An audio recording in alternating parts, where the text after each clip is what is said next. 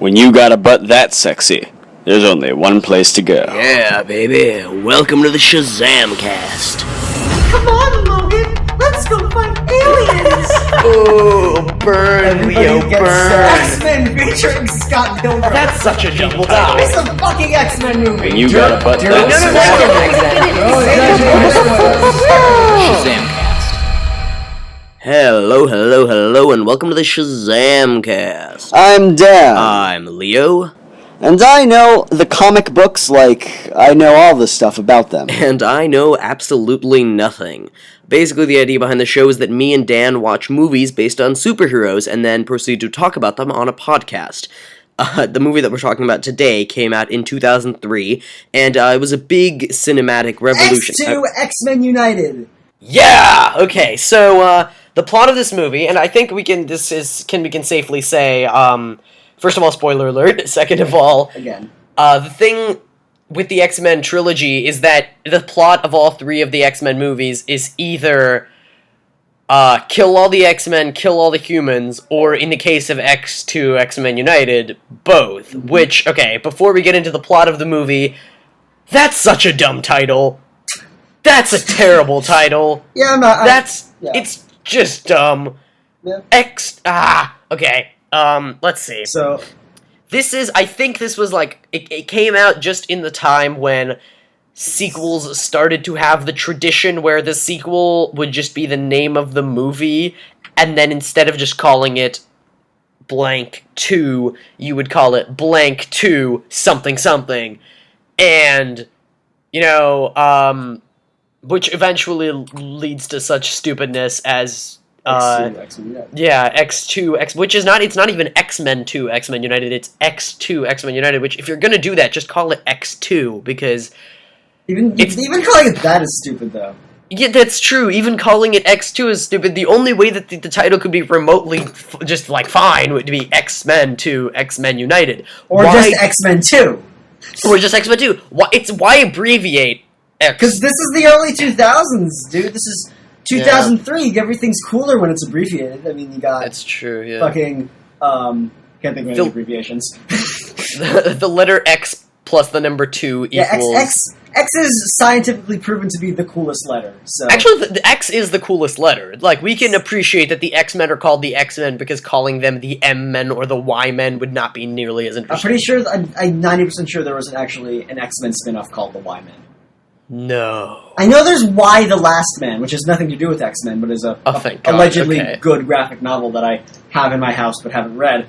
Oh, but, okay. Right, so... Yeah, X2, X-Men United, plot, Brian Cox, as... William Stryker is... Yes, as an agent named Stryker, is like a military guy, scientist, who does a lot of stuff with mutants and did stuff with mutants in the past. And, so you can go, yeah. He go ahead. has a plan to destroy all the mutants. And the way he's going to do it is he's going to build his own version of Xavier's machine, Cerebro, which he uses to find people using his mind. And he does that by using his mind control serum, which is never explained. Yeah, it is. It is? I think, yeah, Oh, does he make it from the kid? Yeah, from his son. Oh, okay, that didn't come through to me until just now. He has a son who is a mutant, and his power is that he can control minds, and I guess he makes mind serum out of... I don't want to know what he does with his son in order to extract the serum out of him. You made that sound a lot creepier than it was. Fair enough. I accept that, and I have nothing to say on that topic. But the point is, he makes mind serum, makes Magneto, who is stuck in a plastic prison. Oh my god, I love the plastic prison. That's really cool. That's really well designed. It was so clever, and I loved it so much. When I first saw it, I was like, wait, what? And then they said the plastic prison, and it was like, at the end of X-Men 1, or X-Men, I was like, what? And then, the ending of X-Men 1, I just have to go back and say, the ending of X-Men 1 was amazing. There's a scene where Magneto and Xavier are playing chess, and Magneto's like, doesn't it bother you that one day they might pass that stupid law? And Xavier's like, something X-Men, something. But yeah, I will always be their old friend. And then there's just a he beats him at chess, and then there's like the thing. Yeah, okay. The thing about this movie, the thing about the whole series, at least the Bryan Singer, has some really good cinematography. Like the shots are very well composed. The shots are great. I loved the shot of Xavier being taken out of the plastic prison. It blew my mind. Yeah, like just how they do that, it's very, very well done. Oh yeah. But yeah, let's talk about what we thought about this movie. Good things. Right. So good things about X-Men 2. I don't think I took a lot of notes in this one, but I can't be sure. Yeah, 4 notes. 4 notes. So I quite like the philosophy, which is my first note, and that's referring to in the beginning. There's more narration with Patrick Stewart talking about mutation, X-Men things. Yeah, and I just like the way he talks about X-Men and mutation and philosophy and the way humans relate to things they don't understand, and I loved it. And then that's the only positive note I have out of 4. Okay, so the other 2 are 2 negative and 1 confused. Let's hear the confused. The confused note is people get called by their names, but Rogue is Rogue. And what I'm talking about there is, yeah. I was very confused by the inconsistency of the way the naming system works, where, like, they have names, human names, like Marie and Logan and Scott, and then they have X-Men names, like Magneto and Mystique and stuff. So, like... They actually, talk about this in the third one a bit. It's like, spoilers for X-Men 3. They talk about, they were talking to Raven, or Mystique, or whatever. Mystique, and she says, they call her, the guy, Raven. The interrogator calls her Raven. I don't answer to my slave name. Oh, sorry. I don't answer to my slave name, and... I love that. Yeah, so naming, it's basically whatever the fuck they feel like, calling themselves whatever. That's what it felt like. Like, Scott was referred to as Cyclops, I think, once through the entire trilogy. Mm-hmm. Sabretooth was only ever Sabretooth. Magneto went back and forth a lot. Rogue was Rogue until she decided to give up her Rogue. I need to give up my Rogue. Logan is Logan to everyone but the villains. I had Jean Grey. I think Jean Grey is her actual name and her mutant name until they talk about the Phoenix, which, oh my god, we'll get into the Phoenix. Okay, we will get into the goddamn Phoenix. That doesn't sound very pleasant. Ah, god. Okay, yeah, we'll talk about that. Okay, so any other good, or? That's all I have written down, but as a general rule, I thought Brian Cox's Stryker was fantastic. He was great. The mind control sequences with Xavier was amazing. Blew my mind. Loved it. I mean, like, some of it was really good. Like, the parts where it was just, like, the camera spinning around Xavier and it was like, kill all of them, kill all the mutants, was kind of annoying and kind of weird. So just minor tangent, I'm wearing earphones, and hearing Leo whisper, kill all of them, is one of the most frightening things ever. Well, I'm a frightening person by nature, so I can't be surprised. Wait, hold on, just to freak out the listeners. Hey, how you doing? You should kill your parents. Don't actually kill your parents. Unless your parents are dicks. Then you should kill your parents. Or send them a strong reprimand about how they're being dicks. Then you should kill your fish. And maybe give me a back rub. A little lower. That's too hard of a back rub. Ow, that hurts. Now, ow. You're killing me. Stop stabbing me. I sincerely hope they'll be able to hear all of that. I was talking right into my mic, so hopefully. Yeah, they probably will. So the point is, the main thing, when I say I love the mind control scenes, what I loved is the moment where Xavier sees himself standing up. That was good. He was so happy, and then he turns around and I forget the name of the son. I think it was Jason. And he just turns says, around "Stop it!" And he says, "Jason, stop it!" And then I'm boy Jason. Very nice. It was like, it broke my little heart. I was like, because I love Xavier so much. I love Patrick Stewart and his performance and the character, and it made me.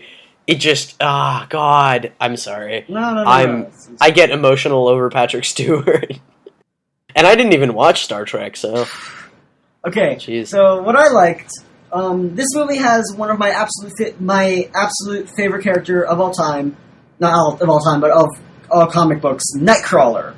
Mm. And His scene at the beginning is probably my favorite scene throughout any X-Men film. Just the way they did it was great, and yeah, there's a scene at the start of the movie where Nightcrawler. Yeah, we don't have to explain it. If they're loyal, then they'll watch the movies. It's good to say for people who don't have the time to sit through movies that are not necessarily good. What is this shit? This isn't. Let's be nice to the people. No, if they didn't see the movie that we announced in advance, we did not announce it in advance. The only way we could have announced it in advance is if anyone knew we were starting this podcast, or if people. God. Our audienceship is going to be 2 people listening to it in an attic anyway, so... In an attic? It has to be in an attic, because it's the only place people listen to obscure podcasting. Okay, so Nightcrawler is in this. He is the best scene in any film. Maybe the Quicksilver scene in the new one, he doesn't know what I'm talking about. Yeah, it's Nightcrawler going through the White House to assassinate the president. Yeah, and he's and if you've seen the movie, you know exactly what we're talking about. He's being mind controlled. No, you don't explain to the whelp. I'm sorry, that was me. Yeah, you okay? I'm offensive because I said the crying people during the Holocaust were annoying, but you okay? I'm offensive on a totally different level. I can't finish. God, I'm offensive on a totally different level. I can't bring myself to finish that phrase. I apologize, but okay. So, but yeah, no, it's amazing. Brian Cox mind controlled Nightcrawler to assassinate the president, and Nightcrawler has an amazing action sequence where he teleports through all the security guards and kicks ass and almost stabs the president, but then suddenly doesn't. Yeah, so my thoughts on Nightcrawler. I thought they picked a great actor to play him, Alan Cumming. He was really good. But I just didn't like how he was written. And this is totally personal preference. You know, you can just disagree with me all you want. This is just how I view the character. I didn't like how he was religious, and I think Nightcrawler is an infinitely more interesting character when he isn't religious, and he's more about kind of being this comedic jokester, because it's more about, you know, how do I live on, you know, even though I have this thing where I can't walk outside without people being like, oh shit, I'm blue. And I think it's infinitely more interesting if it's more about how he hides that pain or that suffering with comedy than if it's just religion. It helped. It's like, I get why they do it, because it's very, very common, it's not bad by any means. Yeah. It's just, I think it's a much more interesting character. I see. But, yeah. I actually have I have a note that says not a big fan of Nightcrawler, but what I mean by that is not that I dislike Nightcrawler. And it's not even that I didn't like the religious thing, because I thought that was a really interesting aspect, and I even thought it was kind of cleverly done.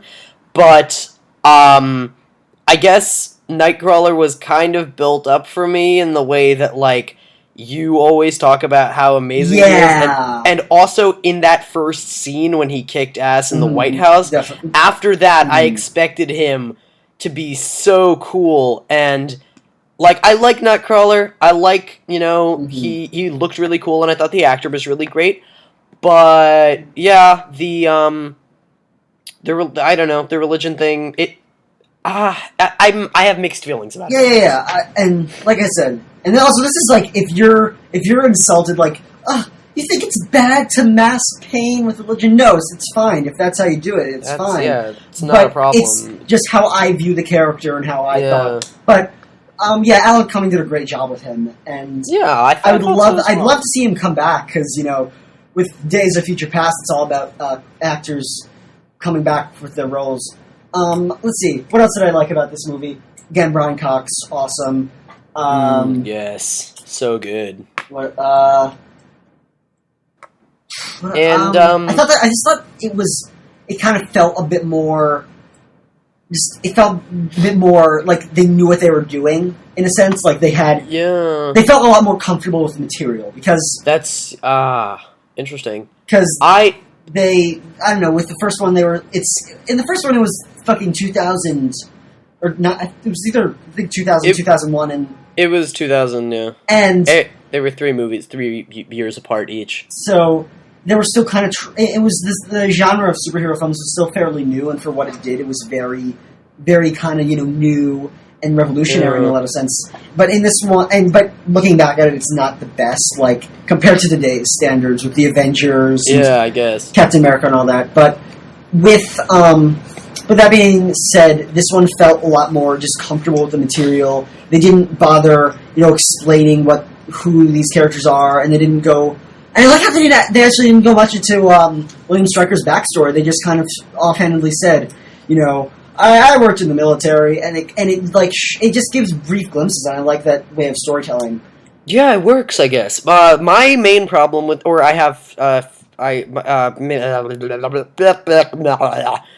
sorry, I'm bad at words. But I had one main thing, it's not a main thing. I always say that, but it's like it was a thing that I noticed, which confused me. Which is, why is it called X-Men United? Because at first I was like, maybe we're not going because... into the title again, dude. No. It's quick. It's quick. Okay, the title thing is quick. It's just that it's called X-Men United, and at first I thought that was because the X-Men work together with the Brotherhood of Doom. The Brotherhood or whatever. of Doom? Sorry, it's called the Brotherhood of Mutants. But then I realized that doesn't make any sense. The Brotherhood isn't X-Men, so it's not X-Men United, it's Mutants United. Yeah, but that's not as cool of a title. As cool of a title as X2 X-Men United? Yeah, that's the fucking coolest title. Okay, we're great. not spending another 10 minutes bitching enough. about a title. Enough. Okay. I'm thinking if I liked anything else, Okay. no, go ahead. Okay. I'll yeah. Just again, all the actors, basically all the things that were good about the first one are there and better in the second. They carry through. Yeah. Yeah, Ian McKellen, Patrick Stewart, all them. Yes. Fucking awesome. The love triangle gets stronger, and I hate it, but Well, they downplay it a lot though, because it's a yeah, lot about one of Jean's big motivations going into the the military base is that she wants to find Scott, and it's that's true. And I like that a lot because it's like they're a unit, and I thought that was really well done. Well, not well done. I guess it's good. That's actually true. You're right. So yeah, the love triangle didn't. I think they kind of understood that it wasn't the most popular aspect of the first one, but so they didn't. They didn't like Wolverine has like one scene where he's like, oh man, I really like Jean, and that's the one with Mystique, and that's Mystique, trying to screw with him. Oh my god. What? That's actually my last note. That's what I was going to bitch about within the next couple of minutes. Mm-hmm. What is up with that weird Mystique seducing Logan scene? Mm. That's my note. It says weird Mystique seducing Logan scene. I really like the part where she transforms into Brian Cox and is just like, hey, so are we gonna do this thing or? Actually, it was really funny. Yeah, he pushed her off, and then she turned into Brian Cox and said, "What do you really want?" And I laughed pretty hard. Yeah. That was good. But yeah, I know. I totally see what you're saying. It was kind of weird, but I mean, I don't know. Maybe Mystique just kind of had the hots for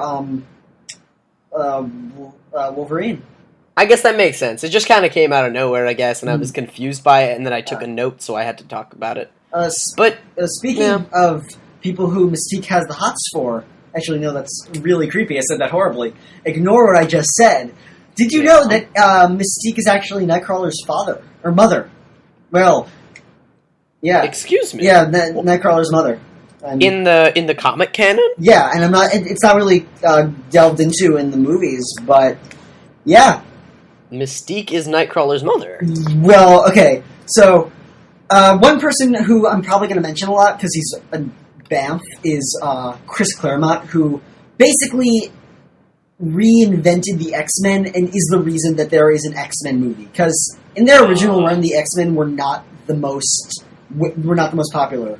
But thanks to Chris Claremont, he fucking rebooted it. Well, not rebooted. He got it with new energy. He really infused this new life into the series, and he's basically the only reason they exist. And he's a really awesome guy. He's really good. I've heard a lot of positive things about him from you because you're the only person. I was thinking like, books. wait, Who the hell did you hear about Chris Claremont from? Yeah. You literally have once said the phrase to me. You said, like, remember the name Chris Claremont because I will talk about him and you need to know what I'm talking about. Okay, but... So yeah, that's Chris the name Claremont. I know. Cass Cameron. Chris Claremont. I was kidding. Fuck you. Anyways. I understand. His name is Cameron. So anyways, this is like a little trivia thing. In the comic books, originally there's this character named Destiny who is like a psychic, can see the future. And originally what Chris Claremont wanted to do is have Destiny be Nightcrawler's mother and then Mystique be his father because Mystique can shapeshift, and this is really creepy, I know. And the Marvel executives agreed that thought this was really fucking creepy. So they said that that's not fucking happening, and they made his father Azazel, who is in X-Men First Class, and we'll talk about him when that comes up. Mystique turned into a man. X-Men. And wow, yeah, X-Men fun facts. No, this isn't actually what happened. Right, yeah, but it was intended. Yeah, but yeah, X-Men fun facts. That was the original idea. That's the next movie. X-Men First Class, X-Men Future Past, X-Men Fun Facts. Fun fact, Wolverine was originally going to be just a genetically modified Wolverine who was turned into a human. That sounds amazing. That sounds like an amazing version of the X-Men that I would totally watch. Okay. 100%. But talking about the fucking movie... Alright, X-Men 2. I said it wrong. It's X2, X-Men United. Sorry. I don't think I have that much more to say. There's not a lot to say about this movie. I mean, I really liked it. I thought it was a lot better than the first one. And I think... I really like the fight scenes in this movie. They're done really well. Like I really like the fight between Deathstrike and Wolverine, and I really liked the fight with Wolverine and the military, and I like the fights that didn't have Wolverine in them. Yeah. But, you like the part Nightcrawler scene and the Mystique kicking ass scene and all that stuff. It was good. It was good stuff. Yeah, all the action was very well done. I just have to stick in here that I was just a very big fan of everything Mystique did. I'm just a big Mystique fan, and I thought it was she was really well done. Mm-hmm. The actress who played her, for the love of God, I can't remember her name, and that's a shame. I'm gonna find her out. This would be the third, because also shout out to Chris Claremont, woo. But yeah, third shout out. I'm finding this. Hold on, I'm okay. Don't worry, I got time. You said that in the most, like, alright. Rebecca Ramin. Rebecca Ramin! I did not realize that was her. That's insane. Sorry, I'm dyslexic, I pronounced her. Rebecca Ramin, shout out. You were awesome. She was good. Yeah, shout out to basically everyone in the movie, because it was really good. A lot of people were really good, yeah. So, your rating as a comic movie, and then my rating as a standalone film? It wouldn't be just as a comic book movie, just as my opinion. I guess, just whatever. With comic book movie knowledge in mind, sure. I would give this movie a solid 7 out of 10. Or maybe even 7.5. 7.5 somewhere. Okay. 7 end of the fourth. I, funnily enough, will stick to my 7 for sure. I will stick at least at most a solid 7, if not a 6.5. I just had like some weird, I don't know, when I was watching the movie, it was, maybe I was just in a bad mood when I saw it. That might have been it, but I don't know. I have negative associations with the film. It's cool. Right. Okay. I actually forgot to mention one mini thing about this movie that I didn't like, which is I really did not like how the Deathstrike basically did nothing in this movie other than be a henchwoman. Because I don't even think she has any lines. No, she does not. Is that the Wolverine woman clone? Yes, that's the woman who is in desperate need of a manicure. Yes, she does not speak, and she was amazing. I would have loved to see her be a character and do things. Here's the thing. She was intimidating as all hell. Like She was insane. It was good. It was well done. The actress who played her, what's her fucking name? Yeah, but the thing is, she has a character, in the comics, and then that character in the comics is she's fucking insane and has I respect that. A passionate, creepily passionate obsession with killing Wolverine. Wow, that's... Kelly, who? You did good, but you didn't have very much material to work with, so... Yeah, you didn't have much to work with, but you did it good. So yeah. Now, if you don't have much more to say, we'll go... one last thing. Aaron Stanford, you were good as Pyro. Oh, yeah, he's entertaining. Yeah, like, I think your character is not even remotely close to your comic book counterpart, but, because the comic book counterpart is a crazy Australian guy who carries, like, a propane pack. I love that you're talking about all of this as if, like, the actors are listening, which is a good mindset. You look at iTunes, it's Welcome to Night Vale as number 3, Adam Carolla. Freakonomics as number 2, and then Shazamcast as number 1. Shout out to those 2 podcasts, even though I only listen to one of them. We're just above Nerdist. What? We're just above Nerdist, I said, and now I regret it. Right, so X-Men 3, The Last Stand, shall we? First, last thing about this fucking movie. I'm at the IMDb page, and I'll put this up if you're watching this on YouTube. Or Leo will, since he's probably going to be the one who edits this. But Alan Cumming actually went to the premiere in a denim sleeveless shirt and a denim kilt. And I'm so proud of him. And it actually says Nightcrawler studded into his belt, and I think that's awesome. And, what? Okay. Alright. And Hugh Jackman had creepily long hair for some reason. Okay. Yeah, okay. Well, Alright, okay. Join us next time for X-Men 3, The Last Stand. Oh, God, that voice is painful to do. Thank you for listening to this episode of the Shazamcast. If you'd like to take a minute to leave us a review on iTunes, we'd really appreciate it. It only takes a minute or 2, and it really helps us get the word out there about this show of ours. If you're listening to this episode on YouTube, make sure you subscribe to hear all our latest comic-y material as soon as it comes out. We're also on Facebook, facebook.com/ShazamCast, and on WordPress, shazamcast.wordpress.com. So make sure you take a look at those sometime. Thanks. We love you. Some of you. The cool ones.